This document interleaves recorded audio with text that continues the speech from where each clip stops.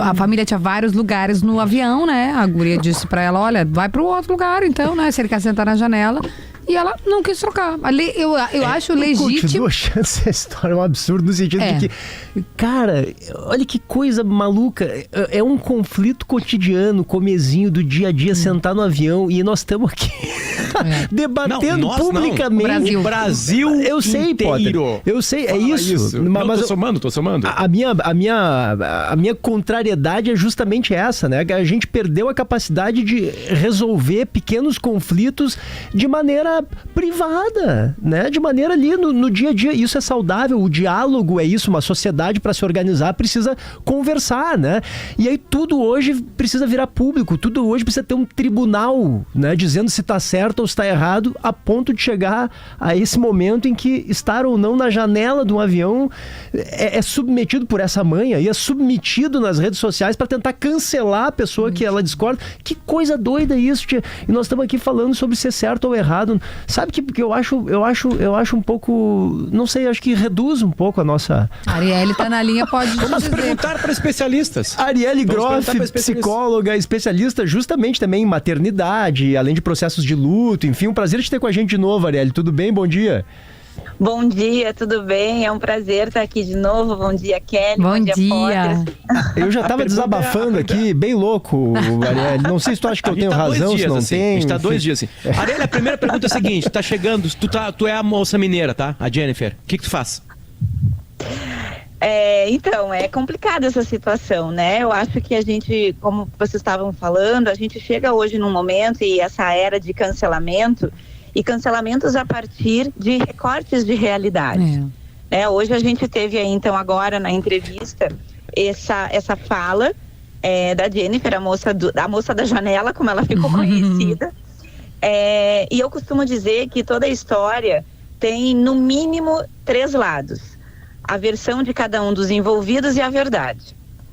Então, o quanto que, a partir de recortes cheios de filtros, as pessoas, de uma forma geral, se colocam nesse lugar de serem detentoras da verdade e de, com isso, se colocarem no direito de tecer julgamentos. Então, eu acho que o que aconteceu ali, a Jennifer, como qualquer pessoa que estivesse naquela janela, exerceu um direito dela, de dizer sim ou de dizer não.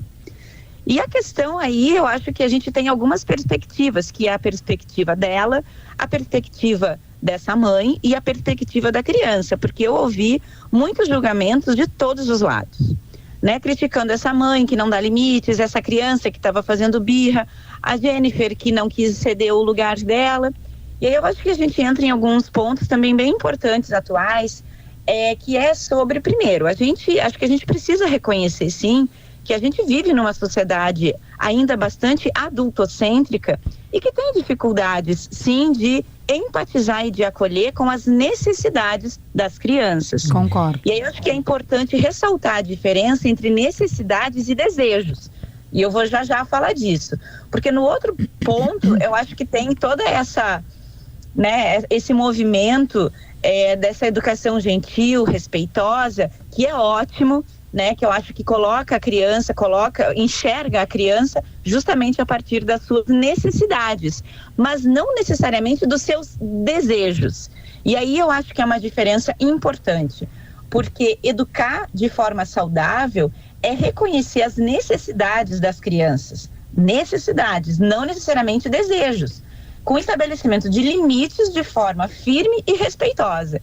E eu acho que aí muitas vezes se faz uma grande confusão. Porque, de verdade, a gente não se sabe o que estava se passando no universo daquela mãe, daquela criança, da moça da janela, mas, de fato, talvez também não nos caiba, porque aí a gente parte para um exercício de empatia, né? E empatia não é sentir pelo outro, mas é sentir com o outro, a partir da realidade do outro. E eu acho que esse é o grande desafio da nossa época, a gente conseguir se abster de julgamentos para conseguir empatizar com todos os lados envolvidos.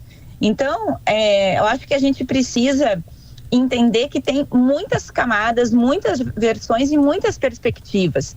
E é onde talvez não seja, porque a gente também vive essa questão da polarização em diversos âmbitos. E é onde a gente parte muito dessa dicotomia do certo e do errado, do bom e do mal, né, do bem e do mal, do bom e do ruim, e que talvez nem tudo seja ser só sobre dois lados. Talvez possam ter muitas outras camadas, não é só sobre quem está certo ou quem está errado. E eu não estou aqui passando pano para nenhum dos lados, né? Porque eu acho que respeito cabia a todos os envolvidos, desde aquela criança até a moça que exerceu o seu direito de não querer ceder o lugar dela pelos motivos dela e que também, de verdade, não nos cabem aqui. Então, eu acho que talvez a discussão que a gente também possa ampliar a partir disso, é o quanto a gente tem aí como sociedade um fracasso da empatia. Empatia com todos os envolvidos, com a criança, com a mãe e com a Jennifer, a moça da janela. Pra mim é perfeito.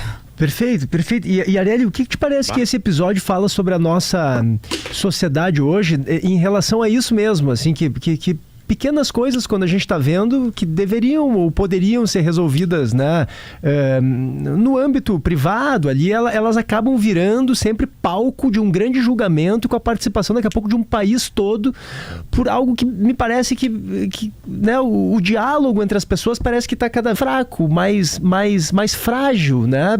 Tudo precisa ser levado a um âmbito maior, ser elevado a outro tipo de patamar de discussão. Tu tem essa impressão ou eu estou exagerando sendo pessimista?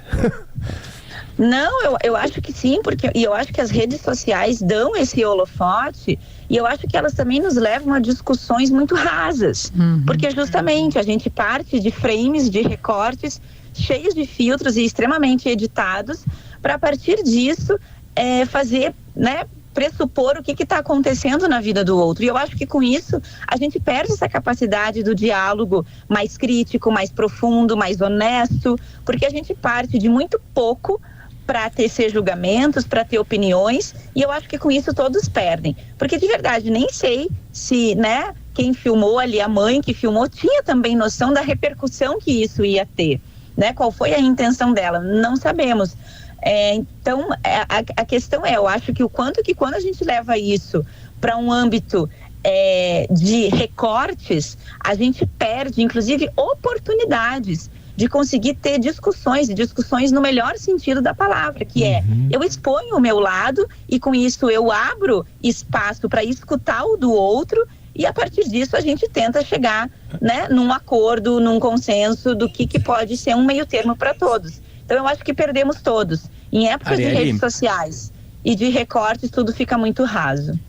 Arielle, a gente tem mais 1 minutinho e meio. Eu queria que tu falasse para papais e mamães, quando enfrentarem esse problema da criança tá chorando porque não conseguiu lugar na janela, o que tem que fazer? Primeiro, assim, acho que a questão da birra, né? Eu gosto muito de usar metáforas. Então, acho que, assim, limites são organizadores psíquicos, mentais e emocionais da criança. Toda criança, na verdade, todos nós precisamos de limites. Isso nos organiza. Imagina como seria, por exemplo, jogar um jogo de quadra, vôlei, tênis, qualquer jogo, se não tivesse as linhas demarcatórias na quadra. Seria um caos. A gente não sabia quando que seria ponto, quando não seria, quando foi bola fora. Seria realmente um caos. Então, os limites são as linhas demarcatórias, são as linhas organizadoras. Mas esses limites, eles precisam acontecer como as cordas de um ringue de boxe. Elas não podem ser flexíveis demais a ponto de jogar a pessoa para fora, mas nem rígidas demais a ponto de quando a pessoa bate ali, isso causa um dano, né? Seja ele emocional ou psíquico. Então, os limites, eles precisam ser estabelecidos a partir da necessidade do outro, que é diferente de realizar desejos. O que uma criança, adolescente, nós adultos precisamos, mas aqui a gente está falando da questão, né, da parentalidade, o que auxilia crianças no seu desenvolvimento saudável, na construção da sua confiança, segurança e autoestima, é a criança saber que ela tem um espaço seguro, que delimita, que limita, com afeto, com respeito, porque isso vai organizar ela como as linhas aí de uma quadra.